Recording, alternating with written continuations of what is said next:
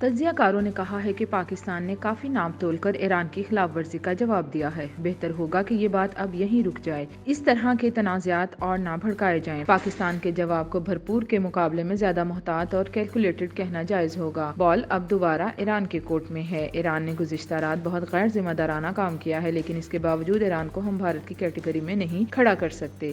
ماضی میں ہمارے خصوصی تعلقات رہے ہیں۔ ایران اگر پاکستان کو شام اور عراق کی فہرست میں ڈالتا ہے تو یہ اس کی بدقسمتی ہے۔ ہمارے ارد گرد 3 بڑے ملک ہیں، تینوں کے ساتھ اگر ہمارے تعلقات خراب ہوں گے تو یہ ہماری سیکیورٹی کے لیے بھی اچھا نہیں ہوگا۔ پاکستان کی جوابی کارروائی پاک فوج پر تنقید کرنے والوں کے منہ پر بھرپور تمانچہ ہے۔ پاکستان ایران کو مل بیٹھ کر مسائل حل کرنے کی ضرورت ہے تاکہ تعلقات میں مزید دراڑ نہ پڑے۔ نجی ٹی وی چینل کے خصوصی نشریات میں سابق سفیر شہری رحمان، دفاعی تجزیہ کار سید محمد علی، سیکرٹری خارجہ اعزاز چودھری، سابق سفیر عبدالباسط، سابق وزیر دفاع خواجہ آصف اور دیگر نے اظہار خیال کیا۔ سابق سفیر شہری رحمان نے کہا کہ پاکستان ایران دوست برادر ممالک میں پیپلز پارٹی کی حکومت میں دونوں ملکوں کے درمیان بہت اچھے تعلقات رہے ہیں، لیکن دونوں کے درمیان کافی سالوں سے تنازعات دہشت گردی کے حوالے سے چل رہے ہیں۔ انہوں نے کہا کہ 2013 سے ان پر معاہدے بھی ہوتے رہے ہیں۔ گزشتہ رات ایران کی جانب سے فضائی حدود کی خلاف ورزی انتہائی غیر متوقع تھی۔ ممالک کے درمیان بات چیت، وارننگ، سفارتکاری کے رابطے ہوتے ہیں۔ پاکستان نے کافی ناپ تول کر خلاف ورزی کا جواب دیا ہے۔ بہتر ہوگا کہ یہ بات اب یہیں رک جائے، اس طرح کے تنازعات اور نہ بھڑکائے جائیں۔